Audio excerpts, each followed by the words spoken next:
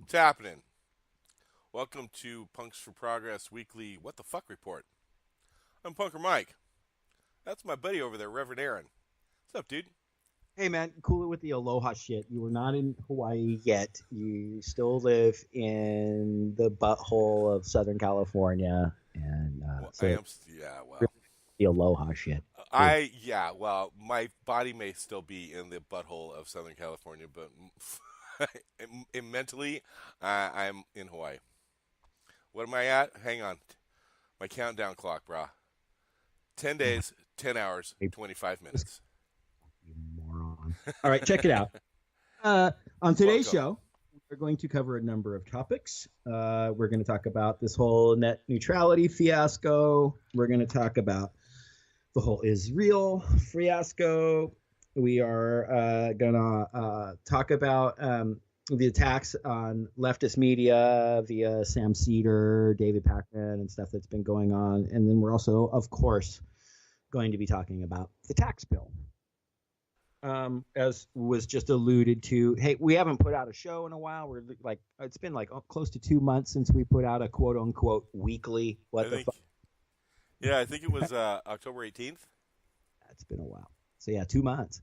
But that's because Punker Mike is getting ready to move, and so that's a process in and of itself. But that was going to leave us with a big empty space of covering what the fuck's going on in Southern California and shit. By you, Yes, I'm if moving you're to going to move Hawaii. to Hawaii, Yes, I have a job. right? So we have excellent news for the world, which is our very good friend Shannon has been brought into the Punks for Progress fold, as it were, and she's been made an admin on our Facebook page and been posting mad awesome shit. And so, what's up to Shannon? We're really stoked to have you How's be it, a part of Shannon? what we're doing. And so, even though Mike is moving, it actually is good because one, he's moving to Hawaii, which I think you're probably pretty stoked about, bro.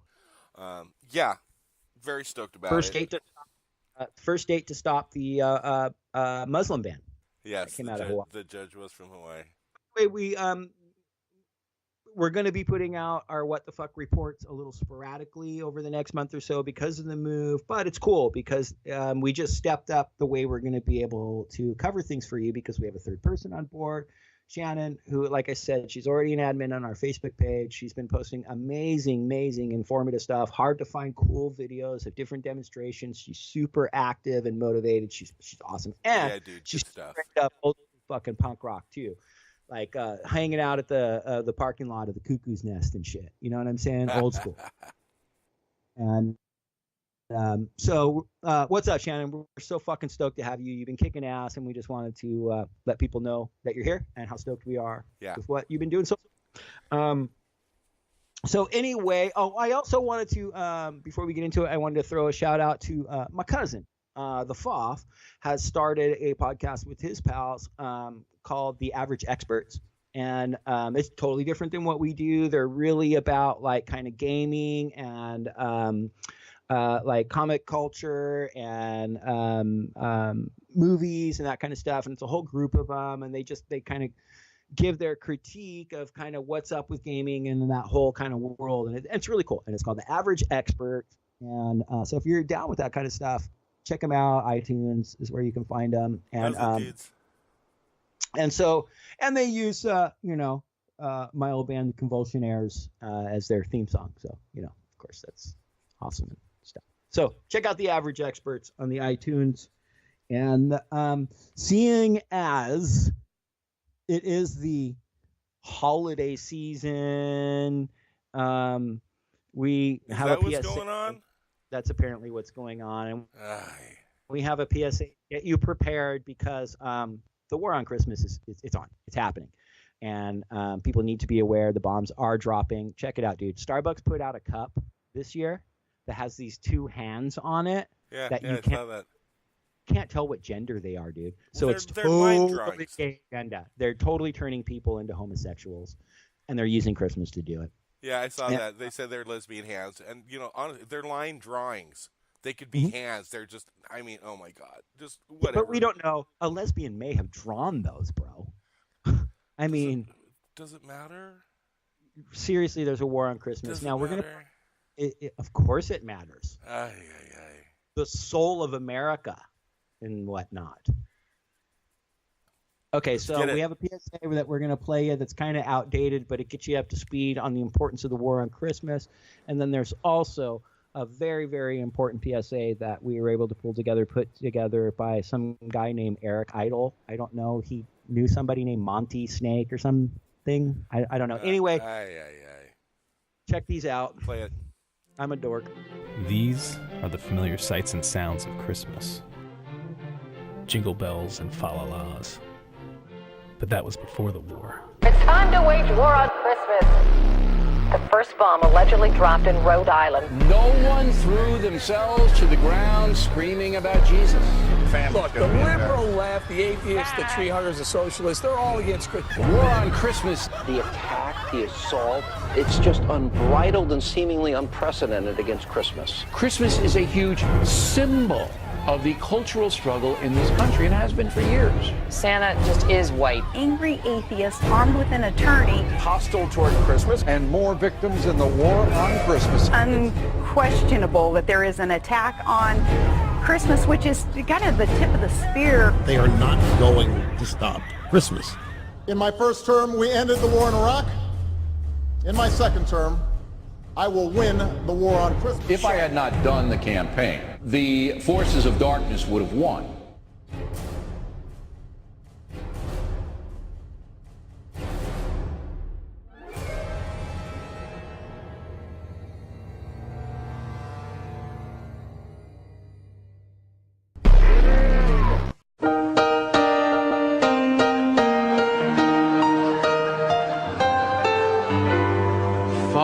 Christmas. It's a waste of fucking time. Fuck Santa. He's just out to get your dime. Fuck holly and fuck ivy and fuck all that mistletoe. White-bearded big fat bastards ringing bells wherever you go. And bloated men in shopping malls all going ho, ho, ho. It's fucking Christmas time again. Fuck Christmas. It's a fucking Disney show. Fuck reindeer. And all that fucking snow. Fuck carols and fuck Rudolph and his stupid fucking nose. Fucking sleigh bells tinkling everywhere you fucking goes. Fuck stockings and fuck shopping, it just drives us all insane. Go tell the elves to fuck themselves. It's Christmas time again.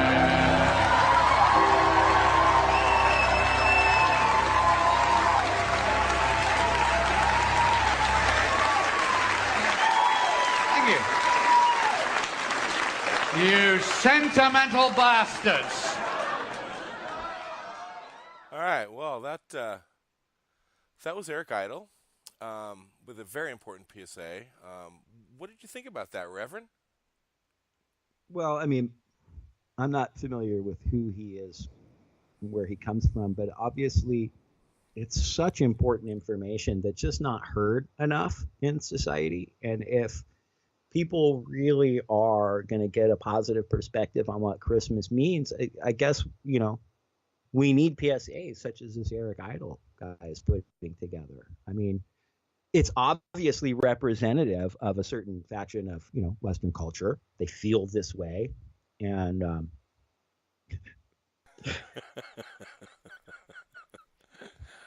there you go. Hey, I fucking love Eric Idle. Dude. It's all about when he's hanging on the cross at the end of Life of Brian, though, you know? Okay, so let's get into some stuff. We're going to start off. Let's talk about Israel first and what's been going on there. Yeah, so what the fuck happened today? Okay, well, what happened today is Donald Trump threatened the UN Security Council But we'll get to that in a minute. Let me get people kind of backed up. We put out a video, and I'm going to talk about it a little more at the end of the show in more detail. But we did put up a video recently called P. Trump's P.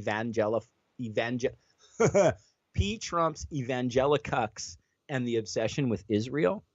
And so if you want to watch that video, it really kind of gets you up to speed on what the process was. But recently, Donald Trump, as many may know, made a statement that the United States is going to recognize Jerusalem as the capital of Israel. Right. And this is a very, very controversial, not necessarily the stance to take that stance, but to actually enact it officially.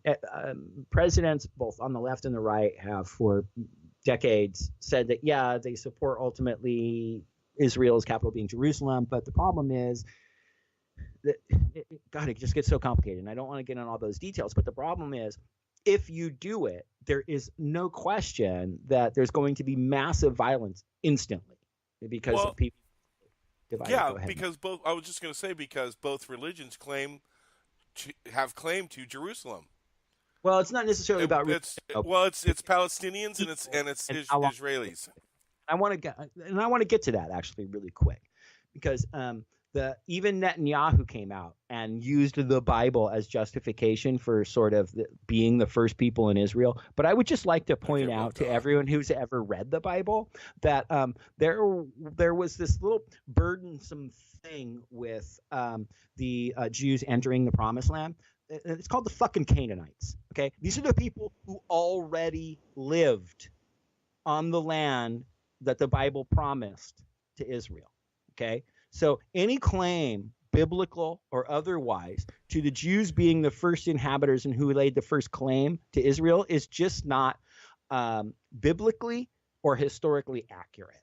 Okay, Rev, hey, I got a question for you. There before the Jews got there, and the Bible outlines a long procession of wars with which the land was usurped by the Jews from the indigenous people who were living there. The Canaanites. The Canaanites. And the Canaanites, weren't they? Well, listen, you've heard of the story of the walls of Jericho, right? When Joseph blew the trumpet and tore down the walls of Jericho, and they were able. That's part of the Jews taking over the city of Jericho and usurping it for Israel because it's the Promised Land. Okay, weren't Canaanites named after? Weren't they descendants of Cain? No, they're from the land of Canaan. Okay. Has nothing to. There is no connection to the line of. Well, you may not have had. Okay. Anyways. There's no, that's fine. That's my mistake. Yeah. Well, no, there's people that I could see that would make that mistake. It's not. Don't beat yourself up. But the only connection that there is that's lines to Cain, who is said to have killed his brother and was banished from the Garden of Eden, one of the first two children of Adam and Eve. But there's people who say it's all rooted in racism. When you start to look into any of the histories to the line of Cain, it's connected to racism. So one of them, it was when I grew up. Black people is the mark of Cain. That's prominent. Exactly. You grew up, Mike, in the Mormon community, and then there's also this idea that that Islam and that Muhammad is descended from the line of Cain, and so it's evil. And no. There's all that swamp of shit within the far right Christian evangelical understanding of history that didn't exist. Okay. So that's kind of a long caveat that people don't throw out enough. No one ever questions. Yeah, they actually think they buy into this. Evangelicals buy into this idea that, according to the Bible, the Jews were the first people in Israel. Well, no, they were the first ones to call it Israel, but they took that land from other people by direct order from God. So whether you want to buy into whether it was holy or not, that's depending on your faith, and that is the narrative of the Bible, that God commanded them to do that. But how convenient. They weren't first. Okay, and so now that Israel is a state again following World War II, the embassy has always been in Tel Aviv, and because there was already people living there. for thousands. The Jews were run out of Israel during the Roman occupation, which ended in what, like the 3rd century, 4th century. So they were run out 2,000 years ago, the Jews, and there's been people living there ever since. And they've established communities and embassies. And here's another thing too, Mike. This is a Palestinians. Right. Well, there's a commonly universally accepted way you go about establishing a nation and a capital. You cannot just say, I'm a nation now. You literally don't become a nation until enough other nations recognize you as a nation. Okay. And what that does is that stops authoritarian, not coup d'etats, but you can't just have some strong arm guy walk into a country and say, okay, I'm in Nebraska now and I declare this my nation. You're not a nation until other nations recognize you. And that same concept applies to your capital and establishing. You don't just get to say like Israel, the nation of Israel has long declared that their capital is Jerusalem, but the rest of the world says no, it's Tel Aviv. We will recognize Tel Aviv because if we recognize it there, you're going to create a massive fucking shitstorm in the Middle East, which is totally happening right now from day one. Talk to me about this cat in a wheelchair that got shot, bro. Right, dude. What the fuck? The dude got blown up by Israeli fighter jets or some shit. Got his legs blown off, and I think he only had one arm or something like that. And he was in a wheelchair at a protest, and they fucking shot him in the head. Yep, I guess because he was an easy target. But they fucking shot this dude in the head, like killed him. Boom, dead. Sorry, bro. Oh, sorry, man. Why? Because they're throwing rocks at you? These people have lived there. You've squished them out of what little fucking land they had, and now you want to take over and not, a city that they feel that, they have as much claim to as you do. And they talk about this 2-state solution. Yeah, the 2-state solution is you split it in half, and you give half to the, one of, let's say, East Jerusalem and West Jerusalem. Well, and then here's the thing. Yeah. And so this move from Trump ends any prospect of any legitimate discussion on a 2-state solution. No, and exactly. I also want to state straight up that that man who was shot in the head, he didn't have a missing arm. He had 2 missing legs, and then it was like there was another part of his internal organs that had to be amputated. Oh, kidney. Kidney. He lost a kidney. That's what it was. And so he would be alive today if Trump had not made this short-sighted and completely self-obsessed, delusional declaration. If it had not been made by Donald Trump, that man would be alive today. And there's a number of other people who have died in the wake of this declaration of USA recognizing the move of the embassy to Jerusalem. Well, dude, one of the things I heard, and I can't remember where I heard it, was that he did this to pay back one of his donors, Adelson. That Adelson, he's him, yeah, to appease yeah, him. But he also he had a dinner with him like a month ago or so, and Adelson was like, "Dude, what the fuck? I thought you were going to take care of this when you got in. You've been in for almost a year. What the fuck?" And I guess he right after that, the next day, he came out and made a statement where this is what we're going to do, blah blah blah, and it's like great now he's because he's once again paying back his donors. But I guess that was something Adelson really wanted, and I'm sure as well as his base. Well, and his evangelicox. Just have to throw out that Jared Kushner, as a child, had a regular house visitor that stayed in his home, Benjamin Netanyahu. He used to stay in Jared Kushner's home when he was a child, so he obviously has loyalties to the far right faction of the Israeli government. And I just want to point out that Israel isn't.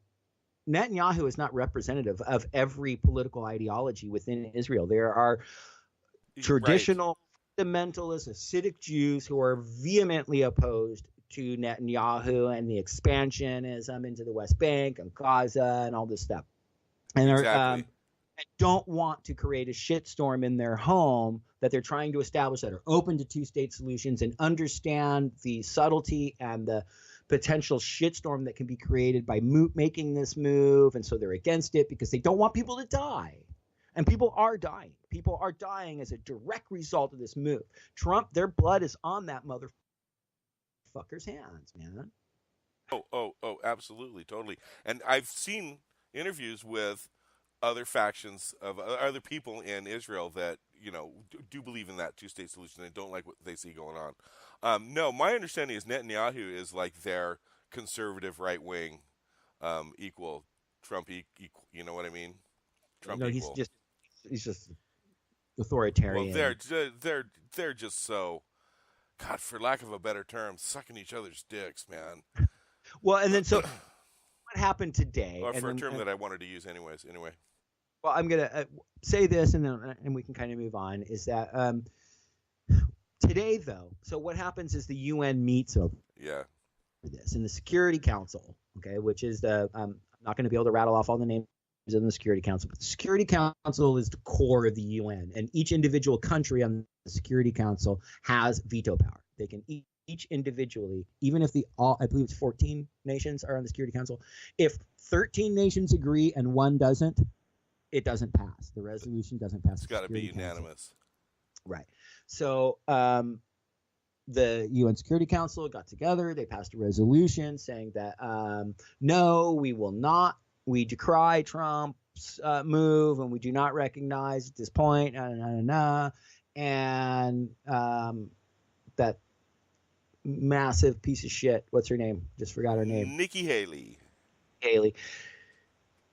Exercised the U.S.'s Security Council veto power and shot that down. And that's disgusting and horrible enough in and of itself. It's like, wake up. Literally the entire right. I haven't done the homework, but I would venture to say the number of times that the U.S. alone has vetoed, I don't even want to get into it. It's just unprecedented, and it should have been kind of good enough. Like, you did it, okay? So everything in this administration is unprecedented. You shut down the UN Security Council's resolution, great, but that wasn't good enough. Trump has to fucking go on a tirade about making literal threats. He tells these countries, "Oh, so you didn't back me? You weren't loyal to me? Well, check it out. Maybe I can cut funding to your different nations, and we can cut support to your nations if you're not going to support what I do." That's not what the leader of America needs to be saying to the other members of the UN Security Council. That is so fascist, authoritarian, isolationist, terrifying shit. I mean, it's clear. That's fucking clear. It's been made clear. I can't believe people can't see that now. He does this shit all the time. He doesn't even see the world. He threatens North Korea. He's mad that they didn't support him. It's not that he gives a flying fucking shit about Israel or where its goddamn embassy is. Are you kidding me? It's because they didn't support Trump. Of course. That he's mad. Reverend, of course. Dude, he never talks about us and we. He talks about himself. Me. I did this. This is what I did. Listen to his speeches. It's about him. Anybody that came out of that White House, all these leakers coming out of the White House, they say the same thing. It's about him. They have to put fucking news stories in his feed about him so he'll pay attention to what the fuck's going on in the world.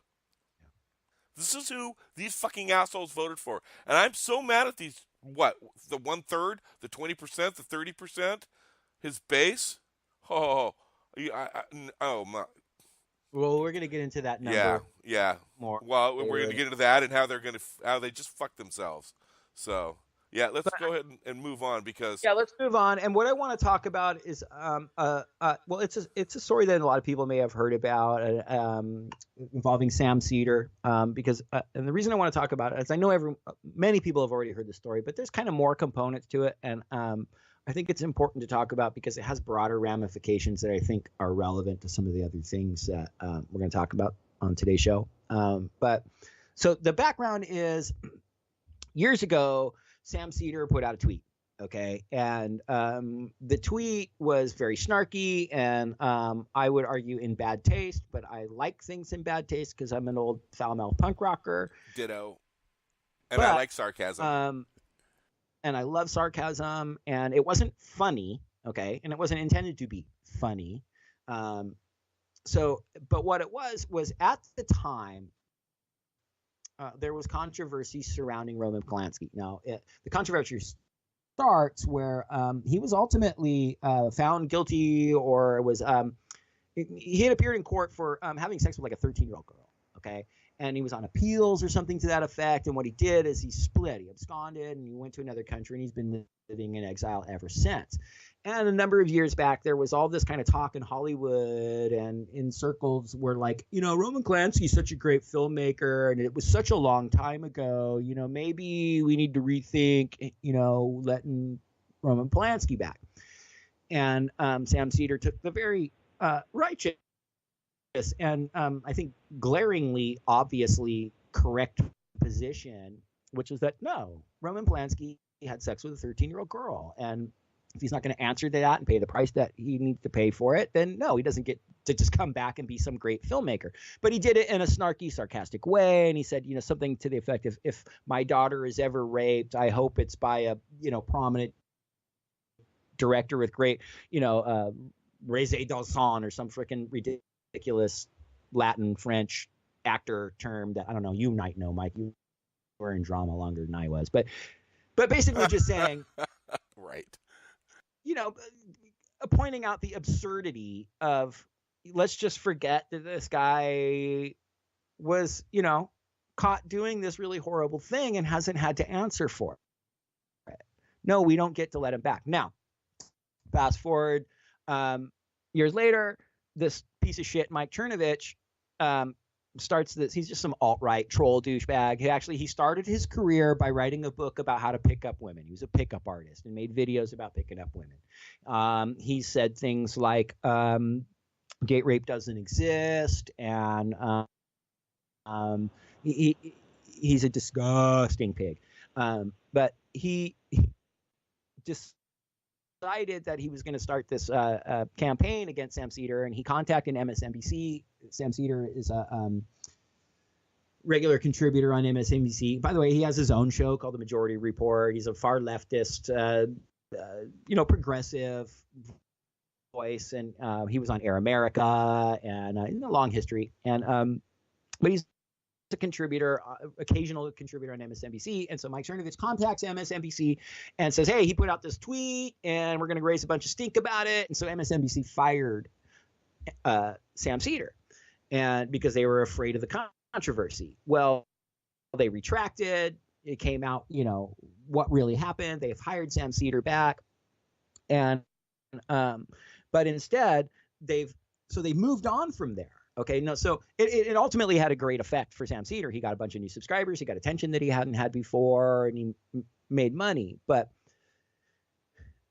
let's not point out the motivations behind what this alt-right Mike Chernovich was doing. He was using lies to discredit someone who has regularly been a voice that's been discrediting libertarians and alt-right ideology and the far right and Donald Trump and so on.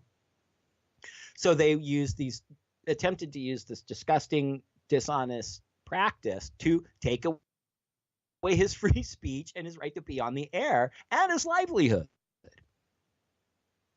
And thankfully it went the right way, but they didn't learn a lesson. They instantly went to attacking people like David Pakman and other people and attacking their Patreon accounts and their ability to function. And these are ethical, honest people who utilize critical thinking and present our political atmosphere. Yes, they have a left progressive bias, but they're open about it. They're presenting ethical fucking journalism. And if you do that and you weigh it against anything of the alt-right, it's not going to work. Your alt-right shit is not going to hold up against critical thinking and ethical journalistic standards. So they have rightfully reached the conclusion that all of these alt-right dudes are fucking fascists. So what do? They employ a campaign of lies and dishonesty and try to discredit ethical journalists. Well, they're attacking people because they don't believe in the same things they do. Right. While crying. God, what does that sound like, bro? Who? Well, it sounds to me like, a very Christian friend I used to have that would attack me because I didn't think the same way he did. And what were we just talking about? Talking about, Trump's base. Well, here's the thing. What this is, isn't it? I mean, it's these alt-right, these, these guys running around in their fucking black and yellow Fred Perrys that are attacking. It could very easily be me and you. We're fucking way easy targets. We don't make any money, then we're not quite as popular as as Cedar and Pac. Right. We don't have a platform. If they took us down, no one would know it. But no shit. Amazingly awesome 328 subscribers. Right. Exactly. Thanks, guys. We're not sitting on 100,000 subscribers. We got 328. Right. And every one of them is awesome, but except for the ones that subscribe to troll us. Well, whatever. Yeah. But they're not. But, hey, bump our numbers, guys. Thanks. Appreciate that. So. Whatever, troll us all you want. I mean, haters only make you legit. So, anyways, it's just they have no. It's like you said, any critical thinking just shuts their arguments down. So their only course of action is to attack any way they can, and whether it's through social media or come on. Why do people wear masks at some of these demonstrations? Because they're all criminals. And they were married. No, because they don't want to be doxxed. Part of it is because there is. We're not going to get into this too much on this today's show, but there is a rampant and concerted effort all across the nation to shut down dissent, and exactly. So that's part of it. That's all I was trying to say. But there's also the alt-right will dox people. If you're a face that gets known and is confronting them and being successful in confronting them, then it goes out over out on 4chan and on the poll, and then they dox the shit out of you. And so it's self-protection, and they do it too, though. That's what I was trying to point out. They do it too. When I was in San Bernardino, I saw masks on the other side of the street. Totally. Well, so you got half of their side is masked up, and the half that isn't is giving the left shit for the people who are masked up on the left. Like, why are you wearing masks? But they don't confront the dudes on their own side that do it as well. And it's doing it because they don't want to get doxxed. Right. I mean, we have lives. Let us live our lives and let us have our ideology and let us talk about it. And if you don't like it, then don't fucking listen to it. Right.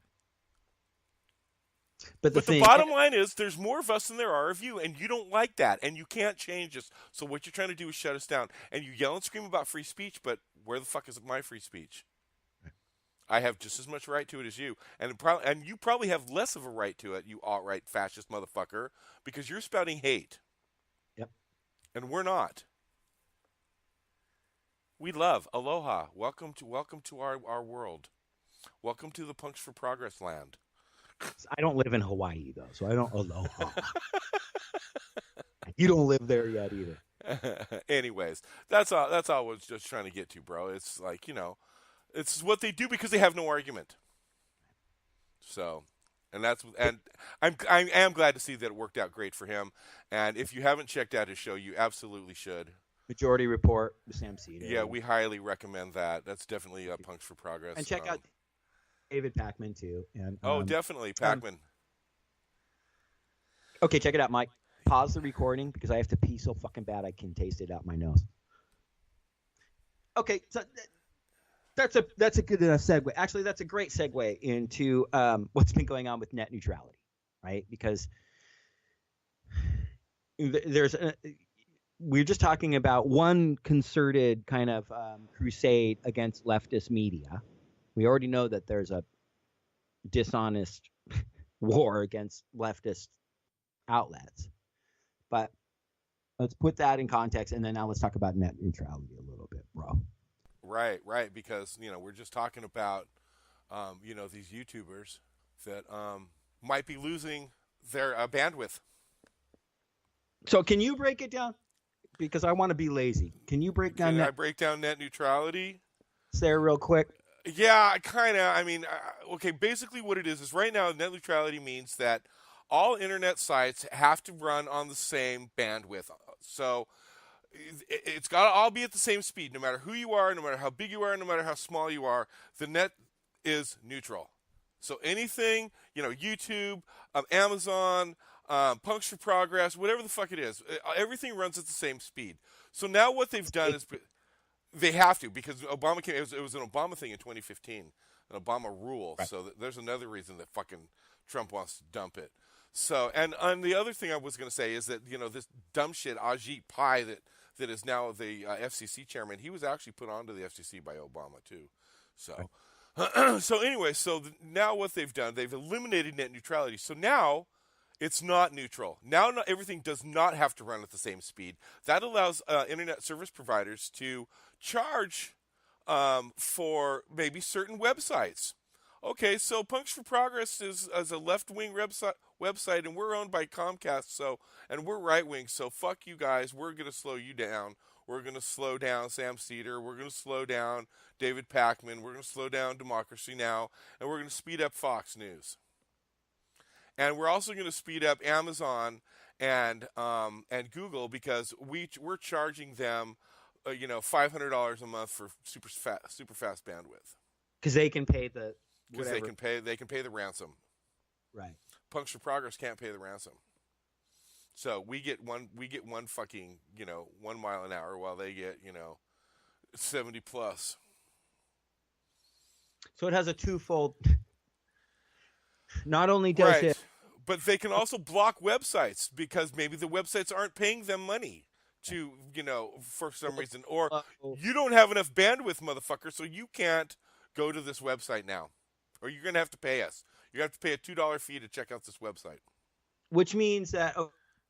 Okay, so because we haven't paid that extra fee, when people go to watch the videos at Punks for Progress or whatever, the bandwidth is so small that the videos don't load right. You can't really watch them. It's pausing all the time. It's grainy and all fucked up, because they have put something in place to slow the speed with which that information is sent across the net. So it's not that you're in any way paying to for them to provide a service. You're actually paying. I mean, they've created a block against you, and you have to pay them to remove it. It's a ransom. It's so disgusting. Our internet. They're not providing a service. They're not providing a service. They're not creating a product. So there you go. Where's your jobs? Big corporation not creating jobs. Imagine that. But we'll get into that later too. But yeah, this is basically what they can do. And what's so interesting is that, none of the mainstream media outlets, news outlets, put any time into this at all. I think CNN may have put a minute and a half, and I don't think Fox did any, and I think MSNBC put in like 30 seconds or something. But they're owned by freaking mega huge Comcast. Right. I think Comcast owns CNN, and they're the ones that are going to benefit from this. So I don't like the word. They're not pushing it. Let me just say this real quick. I don't like the word mainstream media. Jank uses this all the time, and I'm not trying to slobber all over the Young Turks, but corporate media, which I would say, fine. What I have regularly said is state-run media. That's what MSNBC is. Fox is. No, Fox, MSNBC, CNN. That's state-run media, because they're corporate media, and the corporations run our government. The state. Well, the corporations own our government. So it's state-run media. Right. It is. It's corporate media. That's exactly what it is. So. And so they will have the only voice. Yeah, basically exactly right. So. And all you alt-right, all you freaking red elephants douchebags, and all you alt-right freaking outlets and shit, it's going to affect you too. If you're not pushing the main, actually, you might get a bump because you're racist fucking scumbags. And, so you might, get picked up by a larger network connected to Breitbart or something. They're getting kicked off a lot. Twitter's going to kick them. It's starting to kick them off that's too. Twitter. But then that doesn't affect them from broadcasting. They don't broadcast their live streams on Twitter. They're doing them on YouTube. No, but right. Who else got shut down? Daily Caller got shut down. They had to move. servers. Yeah, it's a mess. Twitter is trying to address it, but it's not like they give a shit. They're just trying to like save face, but so it's a mess. They're banning a bunch of alt-right people and getting it wrong, and it doesn't have the nuance that it should. So it's a mess, and it's still unfolding. It's a little separate from the net neutrality argument, or discussion, but yeah, Twitter is effectively trying to apparently ban hate speech and but there's still like anti-Semitic shit that's still sitting up on Twitter, and well, didn't Trump just threaten a whole bunch of people?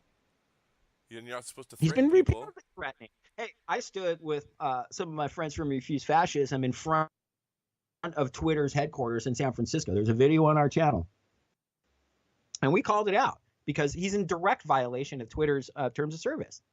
Absolutely, he threatened to nuke a country. And he has the power to do it. That's at the very least bullying. Meets the standards, you know. It's a credible threat. So, right. He's threatening not just violence, mass murder. So let me just get this Twitter. straight. So let me just get this straight. Let me recap here real fast, right? So this 20-30% base that voted for this fucker, now they just lost their fucking internet. They're going to have to pay for their internet, right? Is that correct? Is that well, how I'm yes, they understanding are. And no, you're right. And here's the thing that I would argue, Mike, and it's a good point that you bring up.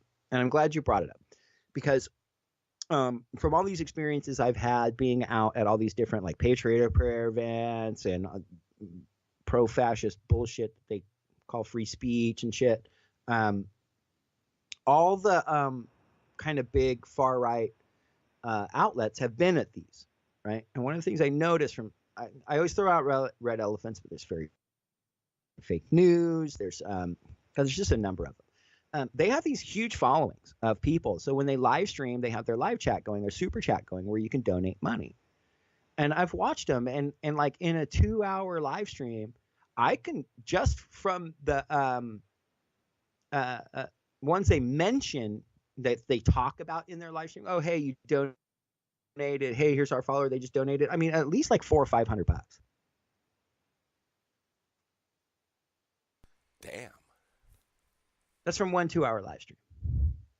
And they're not telling you all the ones that are coming in. And they're not even giving you it's not like they're keeping a tally that you can actually like mathematically. It's more than that. And they have support for other outlets. So I think that groups like these or channels like these or whatever, they're gonna have access to the cash to. It's feasible to think that they'll have the backing and the connections to overcome this net neutrality problem. And this is an issue, and it's a left-right issue, whatever. It's not Democrat, Republican. Right. No. Buy into that garbage. We're leftists. Okay, we're not liberal. But here's the thing. Yes, this right wing is gonna get a stronger voice out of this. You and I, and what other prominent leftist voices are there? There's people like Young Turks and Sam Cedar and David Pacman and like Kyle Alinsky from Secular Talk. There's Humanist Report. These are the kind of the leftist voices, and they're under siege. They're under attack. We just explained it earlier with what went down with Sam Cedar. Because they're the minority. They're in the minority. That's why they're attacking the majority. And so when you got the Mercers backing you and the Adelsons backing you and the Kochs backing you, you're going to be able to overcome these obstacles and firewalls that the elimination of net neutrality has put in place. Well, what I was going to say was that now that these, some of these alt-right sites or these, racist sites may have the money to pay for this, the bottom line is now they're going to have to pay for it, whereas in the past they didn't. Right. So you're cutting into their bottom line, and you know how much Republicans like to do that. And in the end, it's not like there's going to be this crusade to like make Red Elephants a big media channel. But like, okay, InfoWars will do great. But the state-run media, MSNBC, Fox News, CNN, ABC, they'll be the no, absolutely, they'll have the money. Yeah, it's going to be the big corporations once again, huge big corporations. And I should point out real quick, there are, last I heard this morning, 17 states that are literally the states that are suing the FCC right now over this. Correct. It's not over. And, I'm an anarchist. I'm not big about, appealing to your elected, Republican officials, because that's what we are. We're not a democracy. It's a representative republic. I'm not big on appealing to them, but this one, there's still hope. And there's links on our page for numbers that you can call that Shannon has totally hooked up on our Facebook page, where you can call fucking people. The fact that there's 17 states suing the FCC right now is important. That's significant, man. And so it's not over. No, it's not. You're right. They're suing from my understanding, they got to sue the Senate. The Senate can overturn it. If the Senate has the ability and the right to overturn. Look at we're appealing to. Look at Congress that we're appealing to, but yeah, they feel that it can affect their ability to get reelected in 2018. Then it can be important. Well, apparently this, and I'm going to segue here if that's okay with you. Apparently this tax bill is going to affect whether they get reelected in 2018 or not, considering there's 70-something% disapproval of it. So, when I just want to say, let's move into the tax bill, but I just wanted to point out too that there's 83% of the nation wants to retain net neutrality. Right. No, it's right across party lines, definitely. I just wanted to leave that out there. Dude, there's alt-right people that are disgusting alt-right people that are saying things like, "Hey, San nigger, Ajit, we're gonna murder you." It's so disgusting. So, but it crosses party lines. Everybody's affected by it. This just fucking proves, dude. It's not about me or you or us, it's about corporations and rich billionaires, just like this tax bill. And it just kills me too, Mike, that these alt-right people that are still supporting Trump are sending death threats to Ajit Pai. Racist, disgusting death threat. You mean the same ones that send death threats to the people that have abortions? Yeah. They call themselves pro-life, yet they take health insurance away from 9 million people. Yeah, the same fucking morons that are to this day still harassing Heather Heyer's parents. Oh my God, to where she can't even say where the grave is. Right. I can't. Why? What the fuck is your problem? You need to just back the fuck off. It's so disgusting. That's just beyond disgusting to me. God, how many times have we said disgusting in the last year? I'm so sick of saying disgusting. Vile piece of shit and all and foul and deplorable. And all these adjectives, man, and foul. We need to come up with some new ones. But they just. You hear what I'm saying, bro? It's like I hear what you're saying. These words adequately describe the climate that we live in. But it's like, oh yeah, it's disgusting again. And then you got everybody on YouTube is like, so and so eviscerated this guy, and so Paul Ryan gets destroyed, or fucking this Bernie Sanders, devastated on blah blah blah. And it's like, I don't, you look at our titles on our videos, we don't talk that way. I mean, there's one where it says I schooled Johnny Benitez, because I think I fucking did, and then there's the other one where Pokes for Progress schools alt-right guy in socialism. I did. That's inaccurate. I didn't destroy fucking alt-right guy. And so because we use this language, when you and I say, wow, it's really disgusting, it loses its relevance to reality. It's disgusting. It's because it's something we're going to And talk that about in a doesn't little mean while. anything anymore. And disgusting doesn't mean anything anymore. It's just, you know, We have let's to use it so much. just get behind the fucking pedophile from Alabama and fuck it, you know, because, you know, the Illuminati, because the Illuminati is, you know, I didn't hear controlling any of that. everybody through George Soros, and everything about Roy Moore is a lie because of the Liberals want to give your money away. Right. They want, you know, open borders and deep state. Look out, it's the deep state run by George Soros. oh my God. No, but it's the Mercers. The Mercers and the Kochs are okay. Right. So this tax bill. Never hear the alt-right talk about the Mercers or the Kochs or Adelson. Never. They never. Do you hear the left talk about Soros? Recently, because I think people are getting really fed up with it, because I know I'm poor as fuck, and I've been organizing on the street constantly since the fucking minute we caught wind of this motherfucker having the possibility of being president, and I ain't never received a check for none of it. You know I'm poor as fuck over here, bro. Well, I know that the right had a heyday with I can't the accused sexual predator from Hollywood. What's his name? Oh, the director Weinstein. Weinstein. Yeah, he was a big liberal contributor. The right were loving that shit. Hey, he gave money to fucking liberals. I don't give a shit. Fuck liberals. Sorry if you're a liberal listening. You need to get a little more woke. You ain't there yet.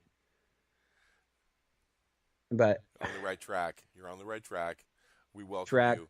Welcome to our show. Feel our love and aloha. Okay, you're in the right place. Let's break down the tax Just keep listening. I started off that way too. So let's talk about this fucking horrible tax bill that just passed both houses. And did Cittadini sign it today? Because you know what? No, it's not. I believe there's still another process it has to go through. It had to be revoted on in the House. I heard today it also had to be revoted on. It's not in the going Senate. to his desk, I think, next week. But they fucking voted on this thing, dude. They passed this thing. They passed it. So it's in the middle of the night, midnight last night. There's been no discussion on it. They don't have 3 days to read the motherfucker. One of the goddamn senators voted on it, didn't even motherfucking read it, and was asked about it, and then he was like, "Oh well, you know, I really haven't had a chance to read it yet." No, because they fucking railed this thing through. Why do you think they fucking railed it through? Because it's a big ass piece of shit. Well, I would call it the end of civilization. Pretty goddamn close. My only hope is that there's, you know, some way out of it. It's going to be good for a couple years, and then we're going to be fucked hard. It's going to bubble again, though, bro. Everything's going to fucking bubble again. This is just a kick in the ass to make it hit that way. Well, it's like there's going to be... Stock market already went up. We're not going to see the ramifications of it till after the 2018 election. Oh, exactly. And in fact, what we're going to see is that's what I'm hoping. We're going to see a big boost in Wall Street. I already saw it. Dow already went up before they even went. They'll be kicking ass and doing great, and they're going to run on that. And goddamn, mixed with gerrymandering and the fact that the seriously evil that this is going to invite on human society won't start happening until well into 2018. Well, it's later than that, bro. I think that the tax cuts they're giving the middle class only last 10 years. So by 2027 is what they're saying is when shit's going to hit the fan. So hopefully by then they can reverse this shit. We can get somebody in there. If I'm not mistaken, is that right off the bat for the first year, if you make under 100,000 or 75,000, you're going to see a little boost. You're going to actually get a little bit of a tax break. But you're going to lose deductions. In one year, this is my understanding. In a year, after this goes into effect, we're going to have to pay for that tax break that you got, which is going to be a higher tax rate on anyone making less than $75,000. And then from that, let me finish, bro. From that point to that 10-year mark that you were talking about, that's when they're saying, like, the amount that the middle class will pay in that 10-year period is that big giant trillions number or whatever. So it's not like in 10 years all of a sudden it's going to come due. My understanding is it's going to take that long to pay for the middle class to pay all that. And the reason the middle class has to pay all that is what all that is all the money we're handing to already disgustingly fucking wealthy people. We have to pay for that. We can't just give them a bunch of tax breaks and loopholes and not pay for it somehow. So they give us this little bit of, like, I think what's going to amount to for a medium household of about $4,000 you're going to see on your next year's tax return.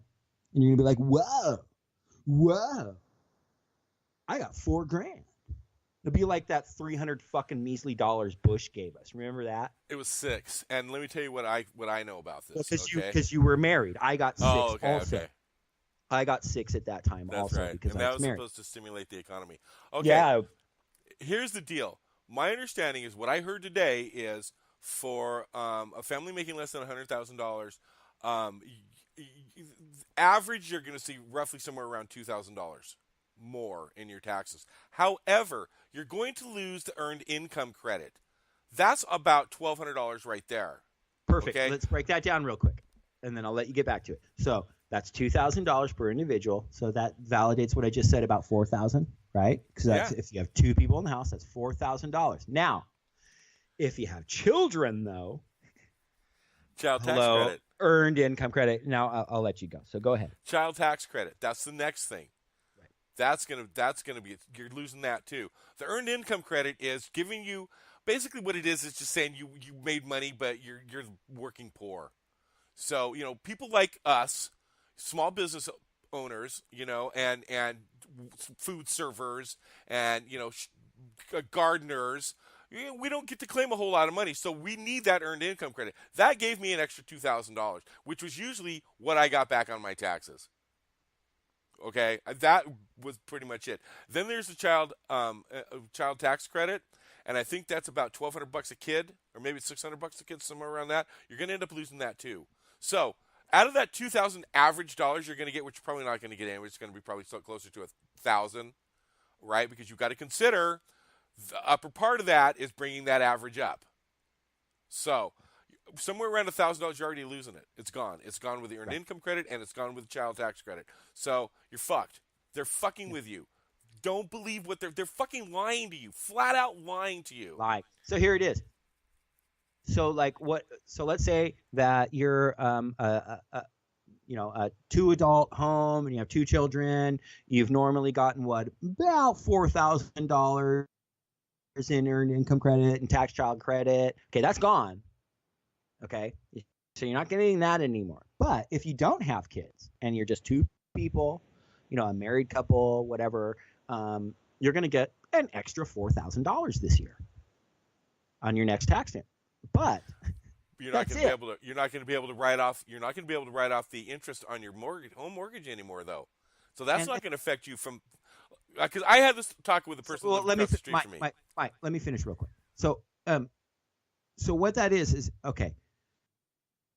That completely depletes the number of people who are going to see an increase in this. So if you have children, you're going to see no increase. If anything, it's just going to kind of even out.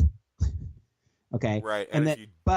So for the few houses that are married that don't have children, you're going to get $4,000 back that you wouldn't have got otherwise. But then that's it, because in a year, all that comes due. And it's if you're making $75,000 or less, they're going to have to pay to cover the $1.5 trillion deficit plus $3.5 trillion in expenditures that this creates. What do you mean by come due? That $4,000 that I got, okay, say that's me that gets that $4,000 back. So next year I'm going to have to pay back that $4,000? No, I'm just not going to. I'm just not going to. No, you're not paying. No, you're not paying the. I see it. This is not as nuanced as it should be. This is really kind of broad, this description I'm about to give, but it's really like, hey, check it out. Here's $4,000. Shut up, because next year we're going to make you pay for the trillions of dollars of tax breaks and loopholes and tax credits we've given to these 2,000 people over here. It's a bait and switch. See this $4,000 I'm waving here in my right hand? Because over here in my left hand, what's going to happen is we're going to fuck you on Medicare and Social Security, because that's what we're coming after to pay for that $1 trillion.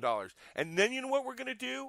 After that, we're going to cut any kind of fucking social spending there is, because we can say, well, we don't have any money. There's no money in the budget because we gave it all to the billionaires. So now we have to cut any kind of fucking social programs whatsoever, because they've got to cover that, $3 trillion deficit that they just created? Well, because here's the thing. They're selling this on the second this is the Republicans, the fascists. The second that we push this bill, it's going to create all this growth, right? Let's talk about that. And so all this growth is going to happen, and so it'll just take care of itself. But there's already provisions in the bill that if that doesn't happen, we're going to take it from the gardener and the dishwasher and the fucking, anybody who makes less than $100,000 a year. Okay. This is when but we're going to hand you $4,000 for now so that you can go out and see a movie and buy a new shirt, and buy something sweet for your girl. But let me tell you what's going to happen with these fucking tax breaks, because none of that shit's going to happen. What you're talking about as the middle class, the growth is not going to happen. It's already I'm not going to know the source, but it's like the tax welfare center or some bullshit like that, some corporation, some company like that actually looked at this fucking tax bill. This is what happens, all right? And this has been documented. I've heard it on Tom Hartman. I've seen it before. You've got to remember, Reagan did this, Bush the first did this, Bush the horrible did this, and now Trump's doing it like on steroids, okay? What happens is you give corporations and CEOs tax cuts. They do not create jobs. They do not put the money back into the business. What they do is they buy their own fucking stock to jack up the price so they can buy it back and their investors make money. So they never see that money. It's just instantly thrown into the system and given back to the investors because they bought their own fucking stock with that money. And that's exactly what they do. That's what's going to happen this time. And what happened last time was the crash of 2008. And this one's going to be even fucking bigger. The market's already starting to go up. It went up. It went up before they even got the fucking tax bill passed. As soon as it hit the fucking floor of the house, the Dow hit 24,000. Well, I mean, look, you remember, like, Obama was great for the Dow Jones Industrial Average. And, when the 2008 collapse happened, I remember we were at 14,000 was the number, okay? And it had dropped down when the 2008 collapse happened and went down to 6. And so 14 right. The number that we wanted to get back up to be where we were before the collapse happened. And he brought it up over that. He did. Yeah, no, he definitely did. But created an average of 200,000 jobs a month. Else. I mean, Wall Street did great, and again, we still haven't lost sight of this fucking ridiculous notion that, hey, if Wall Street's doing great, that's a barometer of the economy. We talk about fucking GDP all the time. Here's another thing. Mark my words. Check it out. The Republican Party is going to talk about GDP a lot, because there's going to be a big boost in GDP. That's gross domestic product. So what that is right. how wealth is generated by our nation in a given quarter or period, right? Well, here's the thing, though. You have to have nuance in the way you assess GDP, because there's going to be a massive production of wealth and GDP as a result of this tax break. But it's all going to be from the hands and in the to benefit a very small percentage of people. They're going to become massively more wealthy. And that boost in their wealth will affect the way we assess GDP. Now, if none of us makes a single dollar in the next year, but the top 200 people in the country make 11 trillion, that figure GDP. Right.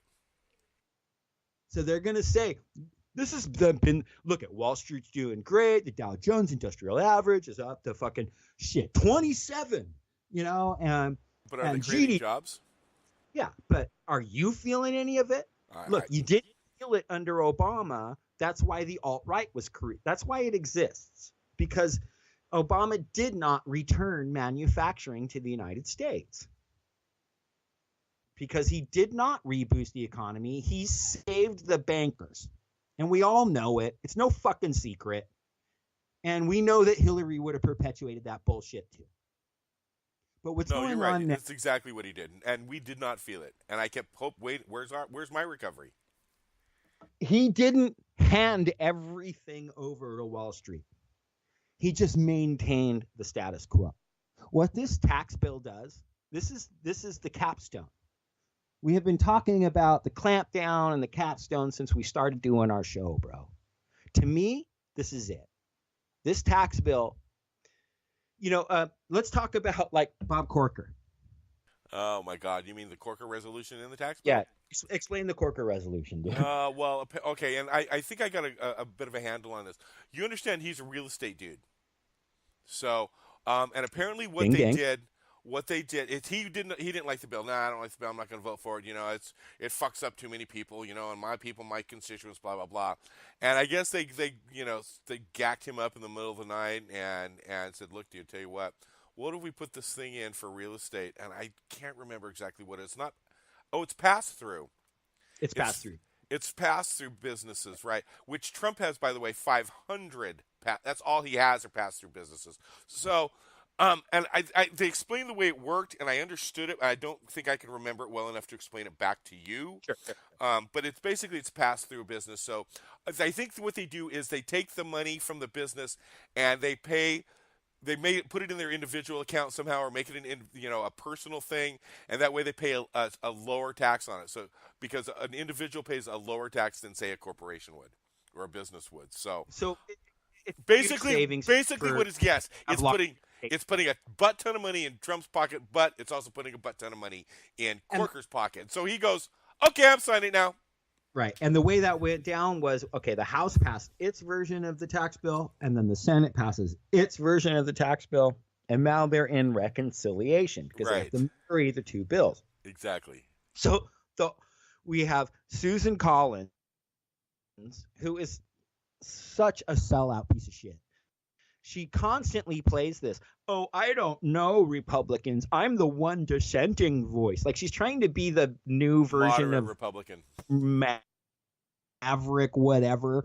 And she always comes around to whatever the agenda is. But she always puts up a little stink.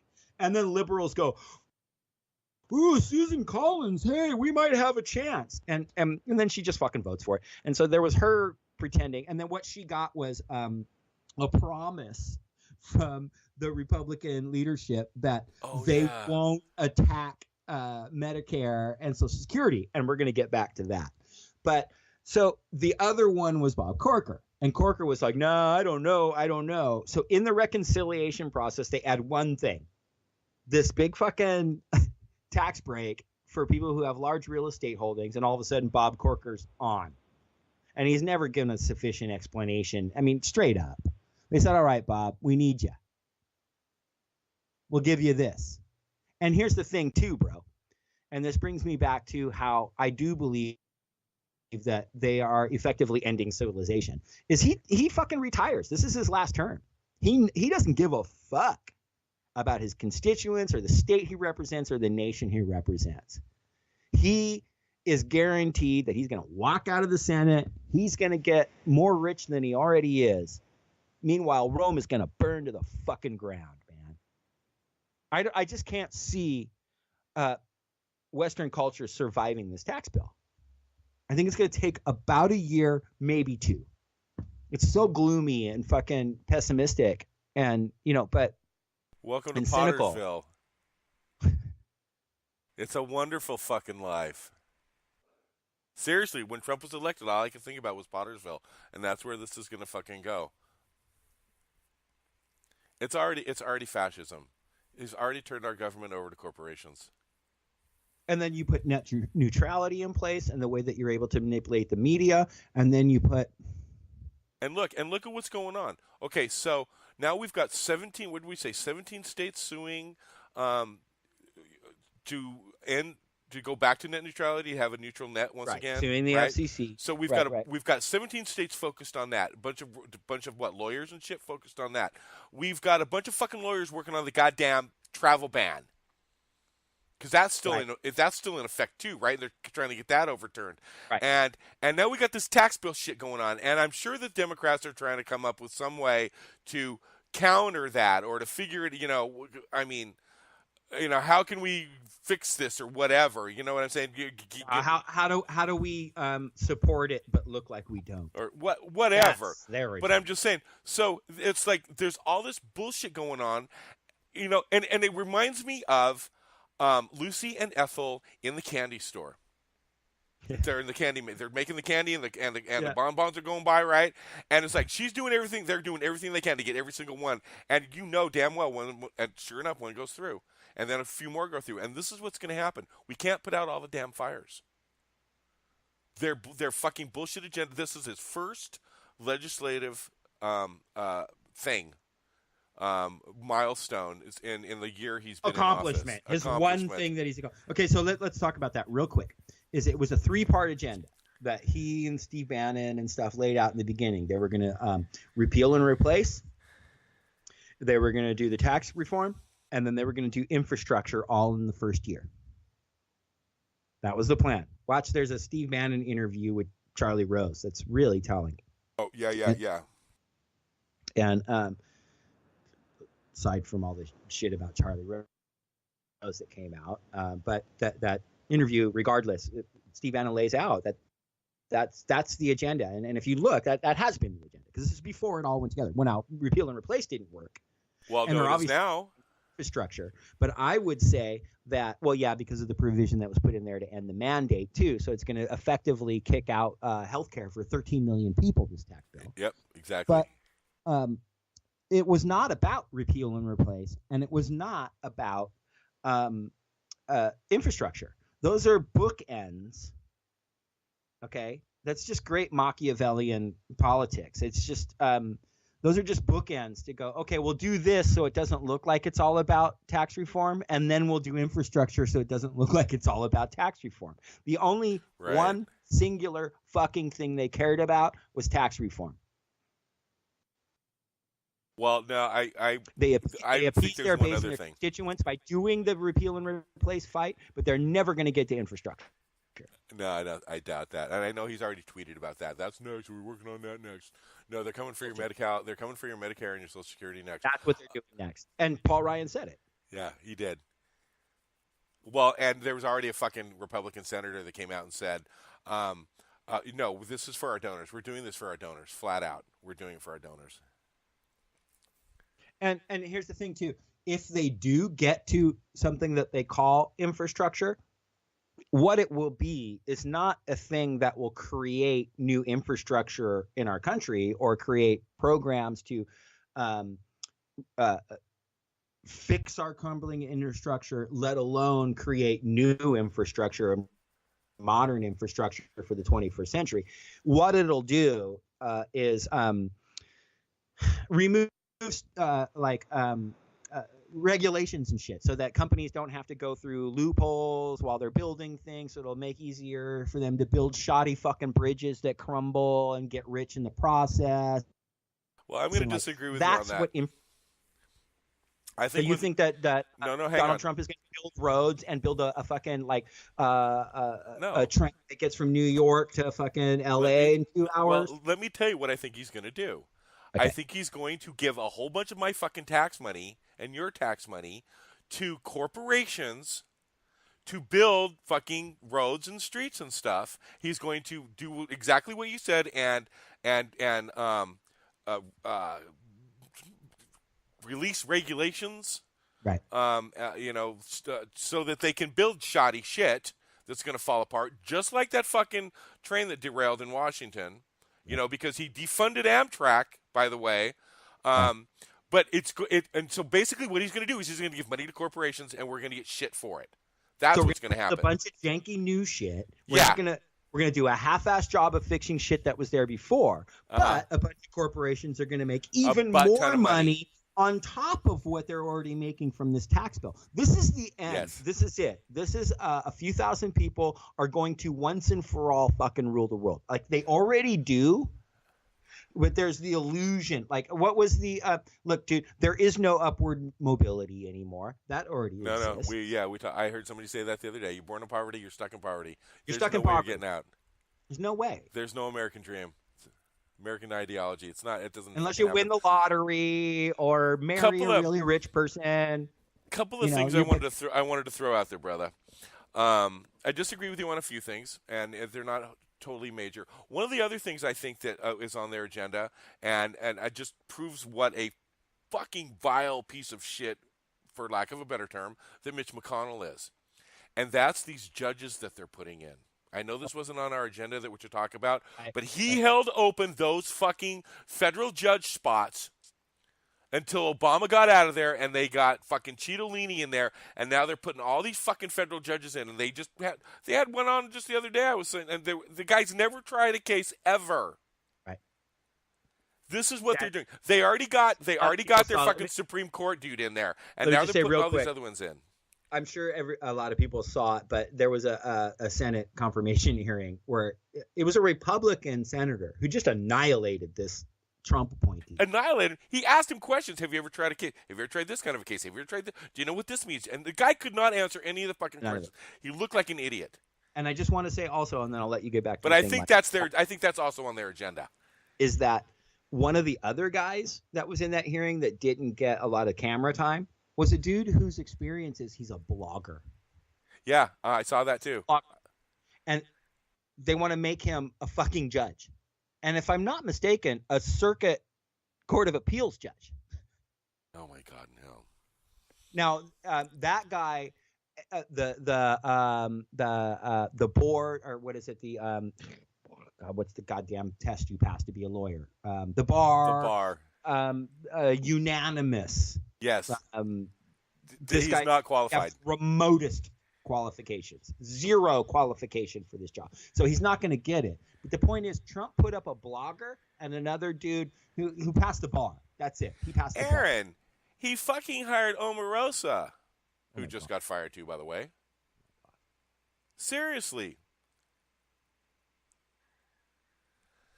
There are Anyway, hundreds of positions that Trump hasn't filled yet.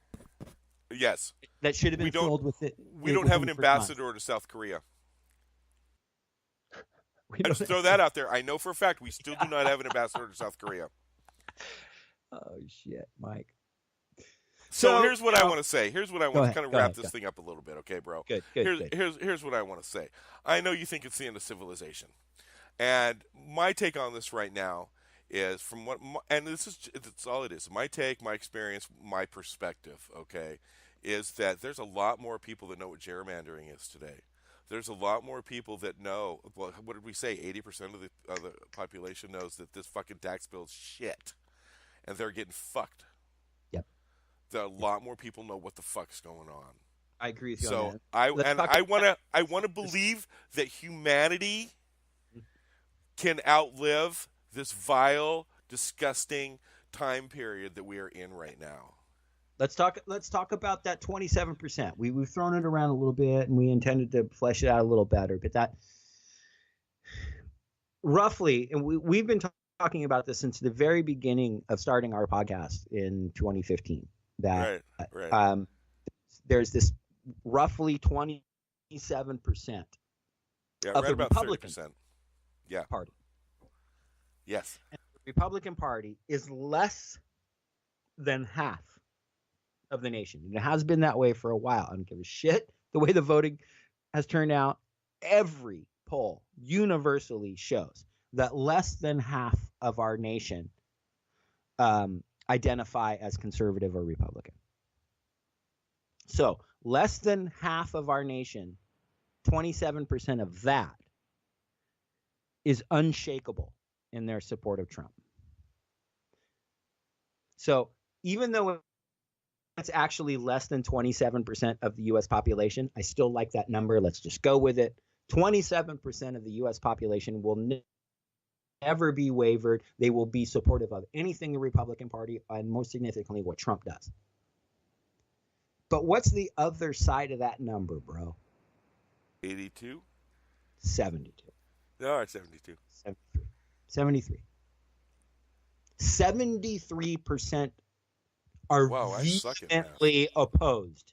Well, so 73% are not favor, but I would say 60% are vehemently opposed. And there's that small little window of people who are like, I just don't know. I wish he would just shut up and quit tweeting. Right? I would agree with you that way. I believe that there is definitely between 50 and 60% of people that are adamantly opposed to what this administration is doing and where the direction of this country is going in. I believe there's a small percentage of people that are like, oh my God, I don't like him, and he's an idiot, and he should shut his fucking mouth. But they didn't vote. Let's look at Alabama. Okay, what happened with Roy Moore and those numbers? No, we're not going to get into it too much. But what happened was 78% of black women voted against Roy Moore. They didn't come out and vote for Aaron. 78%, 98%. Sorry, thank you. That's what I meant to say. 98%. Yes, 98% of black women in Alabama, they didn't vote for Doug Jones. They voted against Roy Moore. So, well, they might have voted for Doug Jones. Let me finish this point. Okay. The Democratic Party is not going to wake up to the fact that the vast majority of African Americans in this country only support Democrats because they're slightly better than Republicans. They're not supporting and giving love to Democrats. But the Democrats aren't putting up blatant racists and pedophiles. So, and there's let me sit. Okay. I'm almost there, bro. There's a second aspect to this. Not only did the African American vote completely sway what happened in Alabama, there were the white liberals and stuff that were on the right page too. Now, if you take that as a microcosm of the nation, really, African American votes, if my African American brothers and sisters could just come out in droves, they could set the tone and the narrative for this nation. There are enough honky ass white privileged motherfuckers like me and Mike that will back you. We will follow you. You are the most oppressed. You know better than anybody in this fucking nation how much misery will be visited upon us as a result of these new ramifications and these new policies and these tax bills and this net neutrality, because you've already been living under it. And we are ready to support you. But what I wanted to say was that... And I say that's hope. That's hope. Because I think they're ready to get off their fucking ass. And we will fucking follow them. This can't be a liberal... a bourgeois class, honky-led movement. This has to come from the most oppressed. And what's going on with the Me Too campaign is so fucking wonderful, because that's going to contribute to it too. Women and minorities, you are the power. You are the strength, and you are the voice of this country. You can make the change. We have to quit being scared of this piddly-ass 27% just because they've got some fucking asshole in power right now. And that was proved and fleshed out with what happened in Alabama. That was not a vote for the Democratic Party. And okay, also, before I lose my thought, that Doug Jones also fucking said that he doesn't support the call for Trump to resign because of all the sexual assault allegations. So even though he wins that fucking election against Roy Moore, he comes out and kicks the legs out of the fucking call for resignation because of the 17 or however many fucking women that have come out against Trump. Okay, well, you just took the wind out of my sails. Thank you. Well, no, because all I wanted to say was there was another reason why black people may have voted for him, and that's because he got fucking, what was it, 3 or 4 black women off, What he supported did, them when he was a trial you got it lawyer. wrong. No, what he did was you're on to something. But what he did was it's the infamous 4 little girls that were blown up in that church, and it took decades, but it was finally Doug Jones who brought a case and got, I believe it's 2 of the KKK members that were involved in killing those little girls. There's a Spike Lee movie that came out, and there was a lot of coverage in the 80s and 90s about these 4 little black girls that were a bomb went off in a church, and that's who died, was 4 little girls. Well, and decades later, it was Doug Jones that brought the case and put some of those KKK motherfuckers in prison. Right. So that, yes. So okay, you're but now right, you're right to call me on that. There was some love for Doug Jones for sure. But on the other side, some support.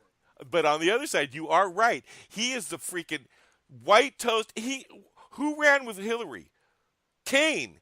He's just it stands for fucking nothing. And I saw this interview with him, and they were asking him about his platform. He doesn't have a fucking platform. He didn't stand for anything. He stood against basically Roy Moore, and he was running on the fact that he got those KK the white supremacists in jail. He got them convicted, 2 of them. But yeah, basically that was it. But yeah, he is pretty much white toast. And then on top of that, he comes out and goes, "Oh yeah, well, I don't think Trump should resign." Well, now there you go. Well, I just want let's wrap this shit up. I want to talk about a couple of videos that I put together, but I also want to just say before we get out, I would direct people to New Abolitionist Radio, great fucking podcast run by Max Parthas and a few others, and then check out Black Talk Radio as well, because that is where the fucking revolution starts, with the most oppressed people in our society. That's the voice we need to listen to. That's who I think should be the leadership of this revolution that I think is going to happen. I also wanted to give you props for bringing up the Me Too movement. So that's very important. There's massive changes happening in our society, bro. Massive changes. And these are great. People are going to have to fucking hold themselves in check. They know they can't get away with some shit no more, and you can't treat people that way. This gives me hope for humanity. Only 27%, man. It's only 27%. Yes, they got the reins of power, but there's just that fucking the most ignorant, racist, bigoted element of our society is the only people supporting this agenda, and really rich people. So it's a fucking tough fight. But man, they're blatant about it, and they're showing their colors and who they are. So listen it's to not them. Hidden. Righteousness on our side, and we're standing by the oppressed. So there's Merry hope. Fucking Christmas. So anyways, yeah, check that out. Also check out your cousin's podcast. Yes, the Average Experts. So check out New Abolitionist Radio. Check out Black Talk Radio. Both you can find them on YouTube. You can find them on on all the different podcast outlets and stuff. Great stuff. And yeah, check out my cousin's thing on the Average Experts on iTunes. But, okay, and then your videos. And so I put up a couple of videos since we've done our last show. There's one that's P. Trump's Evangelicucks and the obsession with Israel. And I'm not going to get into too much of that. Please check it out. It really fleshes out some more of what we talked about. Don't let the title scare you away. Yeah. And it's got great music in it too, by the way. And then the other video that I put up this week was the Henry Wallace video, anti-fascist and pro-revolution VP, which he was. I mean, what an amazing. So he was vice president under in FDR's 3rd term, right? And pushed out by the DNC establishment, much in the same way that Bernie Sanders has been pushed aside from the DNC establishment, and they brought in Harry Truman as FDR's 4th term VP, right? And Harry Truman is who went on to really kick the Cold War into overdrive and drop 2 nuclear fucking bombs. And Wallace was I said pro-revolutionary. He gave a great speech coming out in favor of workers' revolutions, citing numerous revolutions throughout 150 years or so preceding him, including the Russian Revolution, and vehemently anti-fascist, and in the proper way, in understanding that it's what we now call libertarian or anarcho-capitalist ideology. It wasn't called that back then, but he understood that these capitalist ideologies would lead to fascism, and he understood that was the root of the problem, and that workers' programs and socialist revolutions were important for the freedom of humanity, and he was pushed out by the fucking rich, well-connected DNC establishment, man. Yeah, just like what's going on today.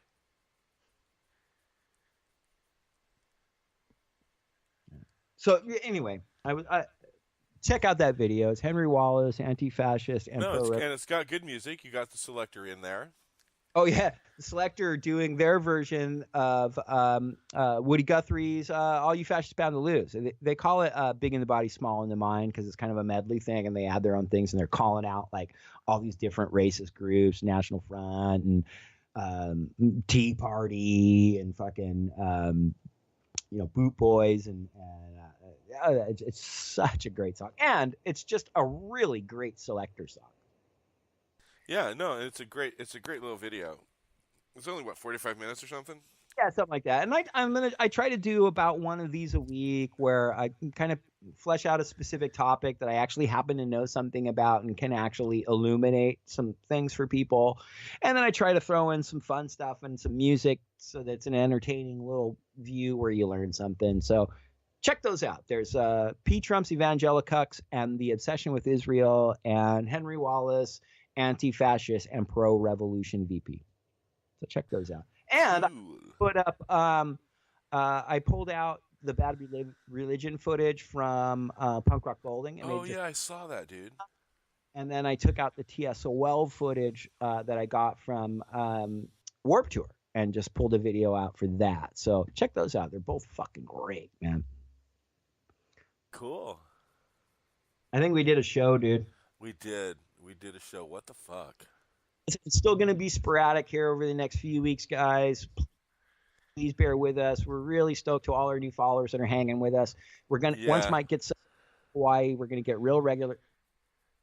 It's called the Weekly What the Fuck Report for a reason. But we're really kind of, we kind of arbitrarily throw around season 1, season 2. Like we've been calling this we're kind of transitioning to season 3, whatever that means. So stick with us. We're going to try and keep content coming every week, and then we'll get back on schedule with these weekly What the Fuck reports. But it's going to take a minute. Mike's moving, and is what it is. Yeah, I'll be. I'm moving out of Southern California here on the 31st. So start my new life on North Shore of Oahu. But right out Southern California, we got Shannon the Cannon. Yeah. She'll probably punch me out of I did not clear that name with her. She may hate it, but anyway, it rhymed, so fuck it. But Shannon's going to be holding it up for Southern California. Punk for Progress. SoCal Shannon. We have a Patreon account where we really want to step up our gear. We want our editing software to be better. We want to be able to bring more people into the fold, and and we want to be able to do this once a week and get it out there and make it halfway decent. And we're committed to this show just as much as the 300 people that subscribe to our page. And even if you don't donate to our Patreon, we're still going to do this bullshit. But if you do, we can do it better. So please hit us up, the Punks for Progress Patreon. We'll plug you. We'll say your name on our show. We'll send you some Punks for Progress buttons. Oh, easy. Stickers and whatnot. Yeah.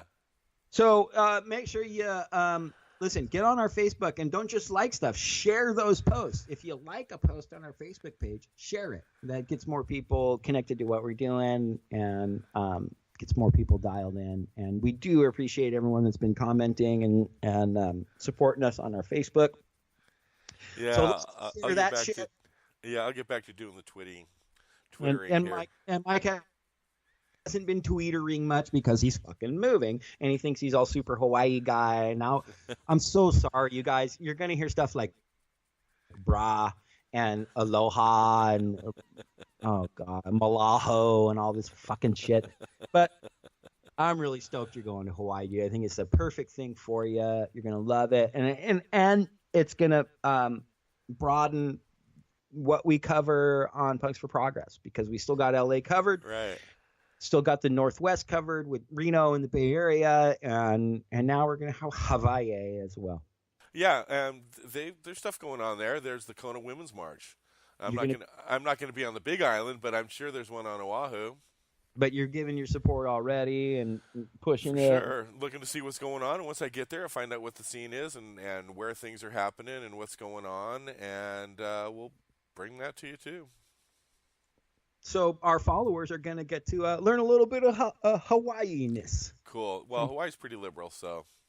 I'm stoked. I can't wait to learn more about. And it's going to work out great with the time change for me and you, so. I know. But yeah, we're both very committed to the show, and it's next year it's going to be it'll be weekly. Next year it'll be weekly. So stick with us for the sporadicness over the next few weeks or so, and then we'll get back to a regular routine.